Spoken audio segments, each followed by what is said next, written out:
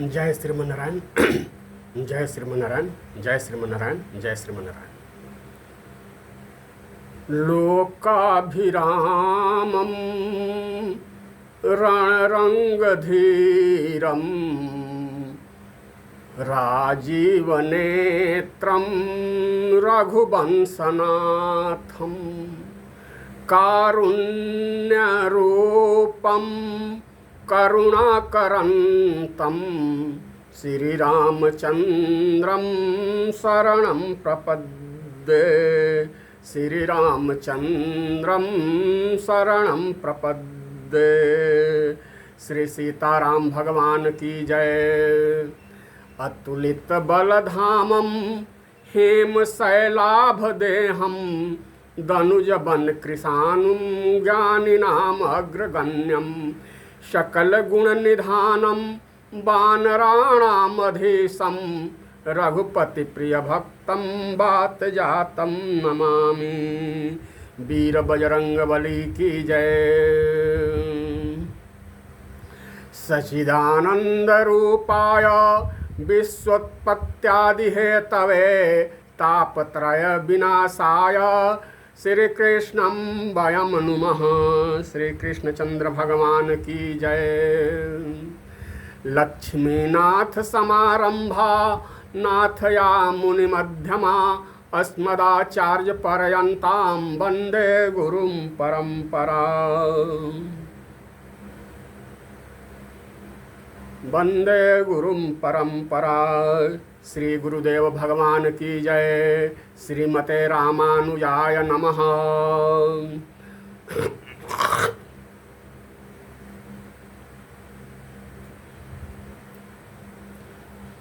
तो आज के पावन प्रसंग के अंतर्गत श्री रामचरितमानस की जो पंक्ति ली जा रही है वह इस प्रकार है। पहले पाठ कर लिया जाता है पावन पंक्तियों का।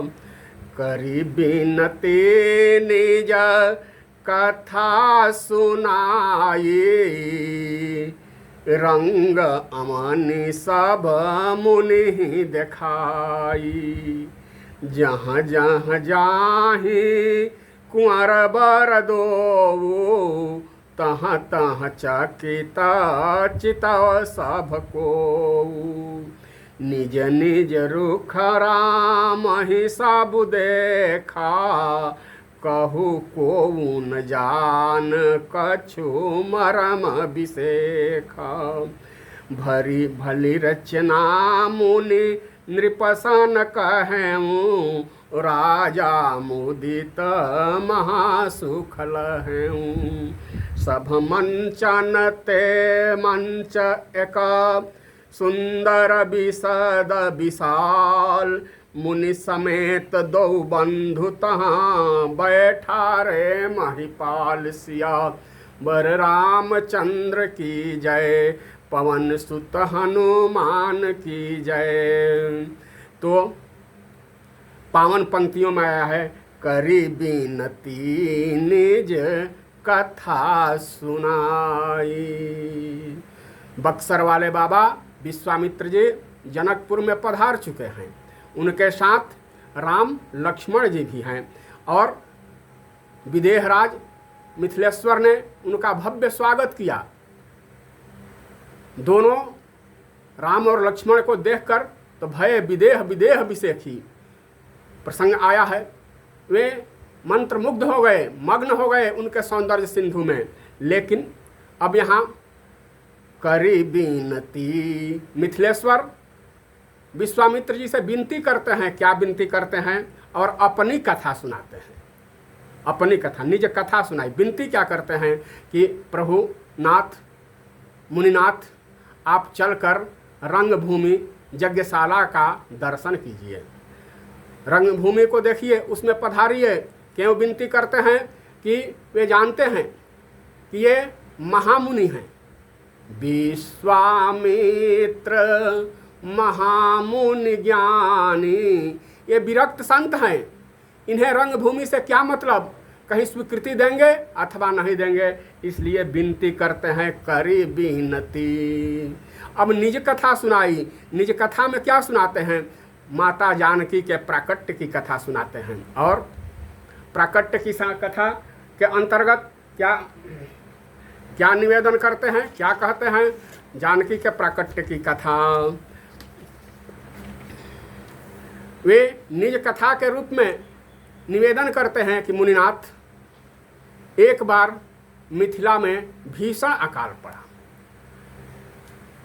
मिथिला परल भीषण अकाल, लाखों नर नारी बेहाल। मिथिला परल भीषण अकाल, लाखों नर नारी बेहाल। कैसे प्रजा होय खुशहाल, ई बिचारी राजा जी।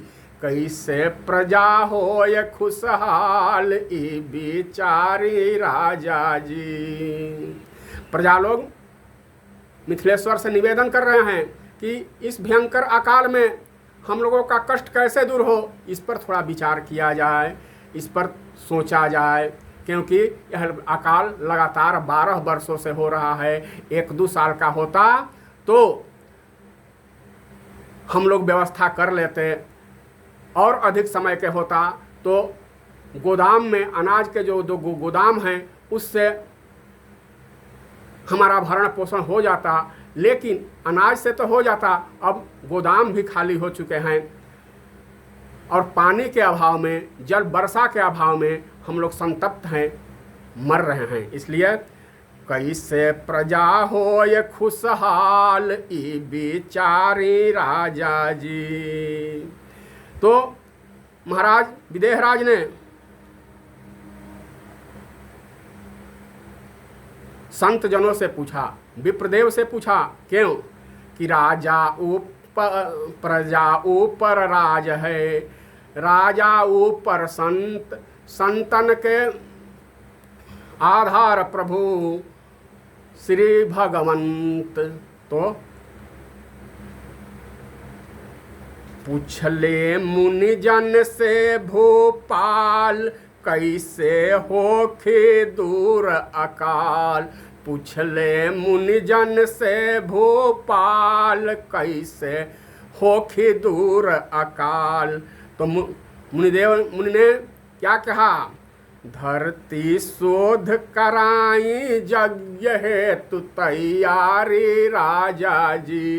धरती शोध कराई, यज्ञ हेतु तैयारी राजा जी। सतानंद की नेतृत्व में मुनियों ने विप्रदेवों ने कहा कि ये चिंता हम लोगों की भी है, निर्णय हो चुका है, वर्षा यज्ञ कराने के बाद ही होगी। तो धरती शोध कराई, यज्ञ हेतु तैयारी राजा जी। अटकल भूमि में हर के फार, अचानक प्रकटी भूमि बिचाबिदार। अटकल भूमि में हर के फार, अचानक प्रकटी भूमि बिदार। सीता आदि शक्ति सब शक्तिन के अवतारी राजा जी। सीता आदि शक्ति सब शक्तिन के अवतारी राजा जी। दर्शन दे किशोरी रूप, परिकर सहचर साज अनूप। भैली झट कन्या लघु रूप, परम सुकुमारी राजा जी। भैली झट कन्या लघु रूप, परम सुखकारी राजा जी। ये विदेहराज सीता प्राकट्य की कथा सुना रहे हैं। फिर क्या हुआ? नारद सीता नाम बनवले, भूपति गोद माही उठवले। पवले परम अलौकिक अकथनीय सुख भारी राजा जी। पवले परम अलौकिक अकथनीय सुख भारी राजा जी। कैसे प्रजा होय खुशहाल, ई बिचारी राजा जी। मातु सुनय ना मोद मनावे, सिय के बहुविधि लाड़ लड़ावे। मातु सुनय ना मोद मनावे, सिय के बहुविधि लाड़ लड़ावे। छवि लखि सची शारदा, उमा रमा बलिहारी राजा जी। कैसे प्रजा होय खुशहाल, ई बिचारी राजा जी। मिथिला प्रांगण अति अभिराम, अइले उमड़ी उमड़ी घन श्याम। वर्षा होने लगी। बरसत सरसत सन्नत सुकृत मेघ सुख बारी राजा जी। कीर्ति गाय गाय हरसावे, परमा नंद नेह निधि पावे। सिय के चरणन पर नारायण तन मन वारी राजा जी। कैसे प्रजा होय खुशहाल, ई बिचारी राजा जी। ये महाराज जनक सीता की प्राकट्य की कथा सुना रहे हैं। फिर क्या कैसे हुआ, तो मुनिजनों ने क्या निर्देश दिया और जनक जी द्वारा कैसे इनका अनुपालन हुआ। सोने के जुआठी, सोने के हार परिहाथ। सोने के जुआठी, सोने के हार परिहाथ।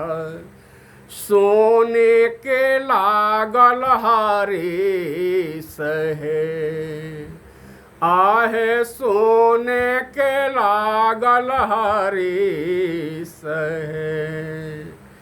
कन्हिया पर लिहले राजा जनक, सुनै नारानी।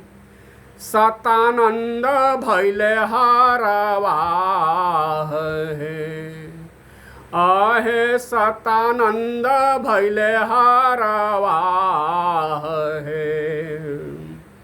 चलत चलत हर धरती में अटकल, आगे ना खिंचले खिंचाई है। आगे ना खिंचले खिंचाई है। बिदरल धरती प्रगट सिंहासन, कोटि होता संदूतिवंत है। कोटि होता संदूतिवंत है।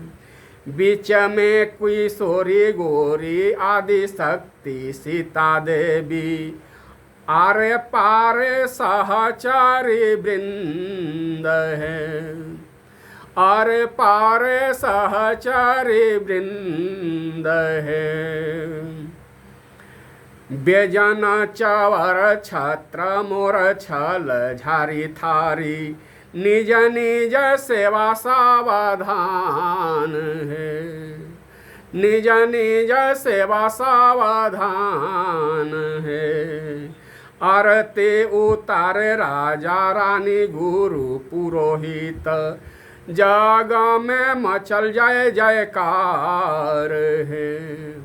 जग में मचल जय जयकार है। मास बैसाख तिथि नवमी अंजोरिया है।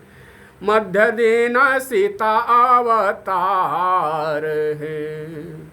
मध्य दिन सीता अवतार है। सुकृति सराहे निज नारायण नायदा नेह निधि। सुकृति सराहे निज नारायण नेह निधि। गावत चरित अपार है। गावत चरित अपार है। अभी तो सीता प्राकट्य की कथा हो रही है। सीता प्राकट्य का निवेदन हो रहा है पद के माध्यम से। पुनः पंक्तियों की माध्यम से निवेदन करने का प्रयास होगा। अब माता सीता का प्राकट्य हो गया है, माता सीता का अवतरण हो गया है, तो इस उपलक्ष्य में सोहर तो होना ही चाहिए ना। सोहर और बधाइयों होना ही चाहिए। तो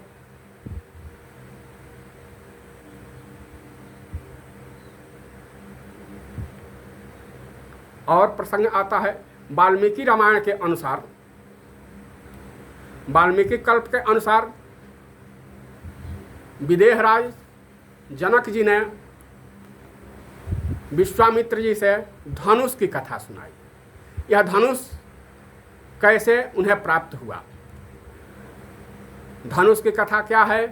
तो नियमी कुल में देवदत्त नामक एक राजा हुए और इस धनुष को शिव जी ने देवदत्त को धरोहर के रूप में दे दिया था। धनुष का निर्माण जो विशाल भयंकर धनुष था विश्वकर्मा द्वारा हुआ था। दक्ष यज्ञ में जब शिव जी का भाग नहीं मिला, बाबा भूत भावन भोलेनाथ का भाग नहीं मिला, तो उन्होंने धनुष को उठाया, चढ़ाया और क्रोध में बोले कि मैं सभी देवताओं को नष्ट कर दूंगा, सभी देवताओं का संहार कर दूंगा। देवता लोग भयभीत हो गए, आतंक, उन्हें डर हो गया कि अब हम लोगों का अस्तित्व ही समाप्त हो जाएगा। तो देवदत्त महाराज ने प्रार्थना की, निवेदन किया। देवताओं ने, देवगण ने भोलेनाथ की खूब आराधना की, स्तुति की। स्तुति से प्रसन्न होकर उन्हें, देवताओं को भक्त भोलेनाथ ने क्षमा कर दिया और इस धनुष को देवदत्त को दे दिया। तभी से जनक जी निवेदन कर रहे हैं, तभी से यह मेरे पूर्वजों द्वारा धनुष पूजित है, इनकी पूजा होती है, यह धरोहर के रूप में है। सांख्योपाख्यान के अनुसार एक और कथा आती है क्या कि जब सीता जी के दिव्य शक्ति का दर्शन माता सुनैना एवं जानकी माता द्वारा हुआ, दिव्य दर्शन क्या, दिव्य शक्ति का दर्शन क्या, कैसे हुआ? तो एक बार जनक जी ने, जो धनुष की नित्य पूजा होती थी, कहीं जाने वाले थे या कहीं गए, तो रानी से आज्ञा देकर गए कि इस धनुष की पूजन आप कर दीजिएगा। महारानी सुनैना ने बेटी सीता से धनुष पूजने की बात कह दी। तो जब माँ सीता, उस समय उनकी अवस्था 6 साल की थी, धनुष की पूजा करने गई तो देखी कि धनुष के अगल बगल गंदगी है। गंदगी क्या है? जिस पदार्थ से धनुष की पूजा होती है वह लगा हुआ है। तो क्या कि बाएं हाथ से धनुष को उठा लिया और दाएं हाथ से धनुष स्थल की लेपन की, फिर परिमार्जन किया और उनकी पूजन किया। इस दृश्य को देखकर माँ चकित हो गई। अनायास ही बाएं कर से सियने धनुष उठायो, अनायास ही बाएं कर से सियने धनुष उठायो, दूजे कर से सो लगा बुहारी चौका स्वयं लगायो, दूजे कर से लगा बुहारी चौका स्वयं लगायो, तिरछे हु तो सुढंग पूजित ही अब सुधो पधरायो, चकित भये मिथिलेश महीपति समाचार जब पायो, जन्म कर्म गुण अकनिसिया को शक्ति अलौकिक जानो, भावावेश प्रविष्ट अचानक धनुष यज्ञ प्रण ठानो, भावावेश प्रविष्ट अचानक धनुष यज्ञ प्रण ठानो, जो शिव धनुष उठाए चढ़ावे खींचे सभा में तोड़े, विश्व विजय जयमाल पायक सिय से नाता जोड़े, दीप दीप अरु लोक लोक के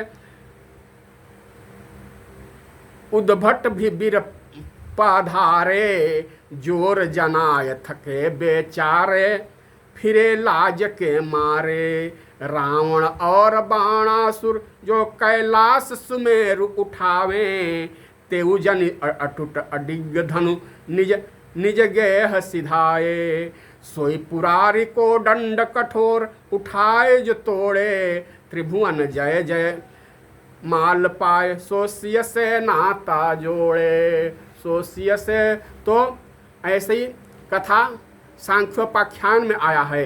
क्या जब सीता जी के दिव्य अलौकिक शक्ति का दर्शन माँ सुनैना को हुआ तो माँ सुनैना ने निवेदन किया, मिथिलेश्वर से निवेदन किया, महाराज बेटी का विवाह ऐसे योग्य वर से किया जाए, इनके शक्ति के अनुरूप ही शक्तिमान से ही इनका विवाह होना चाहिए।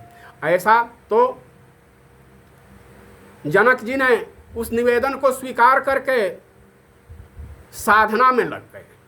साधना में लग गए, संकल्प, ऐसा संकल्प लेकर धरती पर कुश आसन पर लगाकर बैठ गए।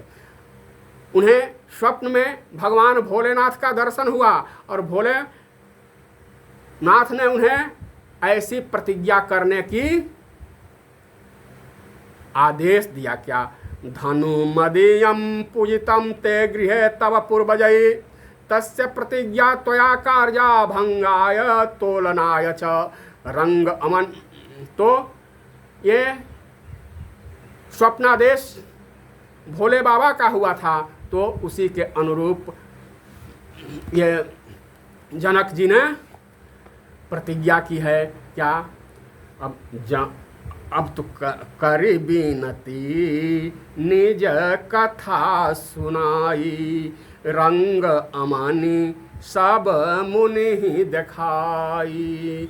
विनती को विश्वामित्र जी ने, राजन की विनती को विश्वामित्र जी ने स्वीकार कर लिया और रंग अमानी उस यज्ञशाला में, उस रंग भूमि में इनका आगमन हुआ। ये पधारे और राम लक्ष्मण के साथ पधारे, दोनों भाई के साथ ये अब यज्ञ भूमि में प्रवेश कर गए हैं। तो अवन मुनि ही देखाई, और पूरे यज्ञ स्थल को एक एक कोने का दर्शन विदेहराज जनक ने विश्वामित्र जी से कराया। जहाँ तहाँ जाहि कुंवर बर दो, तहाँ तहाँ चकित चितव सब को। अभी भ्रमण कर रहे हैं, ये राम लक्ष्मण यज्ञशाला में भ्रमण कर रहे हैं। जहाँ जहाँ भी वे लोग जाते हैं, उनके सौंदर्य सिंधु के सौंदर्य को देखकर दर्शक की आंख पलके झुकती नहीं हैं, उसको एकटक देखने लगते हैं और अपने आप को धन्य समझते हैं और अपने जन्म को आज धन्य मानने लगते हैं। हमारा जन्म आज कृतार्थ हो गया, हमारा जन्म लेना सफल हो गया, जो ऐसे सौंदर्य सिंधु के सौंदर्य का दर्शन हम लोग कर रहे हैं। यहाँ प्रभु का दर्शन माधुर्य रूप में होता है, ऐश्वर्य रूप को छिपा लेते हैं। थोड़ा थोड़ा ऐश्वर्य का प्रदर्शन कभी छिपे हुए रूप में भी होता है। कैसे? निज निज रूखरा महिषाबु देखा, को न जान कछु मरम विशेखा। अपने अपने रुचि के अनुसार राम के सौंदर्य का ये लोग दर्शन कर रहे हैं। जिनकी जैसी रुचि वैसे ही दर्शन इनको दे रहे हैं। भक्त को भगवान के रूप में, भाई को भाई के रूप में, और जो वात्सल्य रूप में देखते हैं उसे बच्चे के रूप में दर्शन दे रहे हैं। तो निज निज रूख अपने इच्छा के अनुरूप राम जी का दर्शन कर रहे हैं। राम जी का दर्शन तो पहले भी हुआ था, लेकिन दूर से हुआ था, तो इस मर्म को कोई जान नहीं सका, कोई जानेगा भी कैसे। ये थोड़ा सा ये इनका ऐश्वर्य भी वहाँ परिलक्षित होता है। हरि जननी बाहु विधि समुझावा, यह जन कहाँ हूँ, यह जन कहाँ हूँ, कह शिष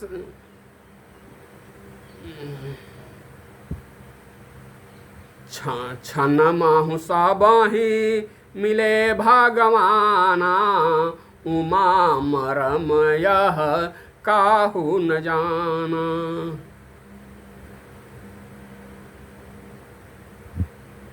तेहि कौतुक कर परम मन काहू, जाना अनुज न मातु पिता हूँ, जाना अनुज न मातु पिता हूँ।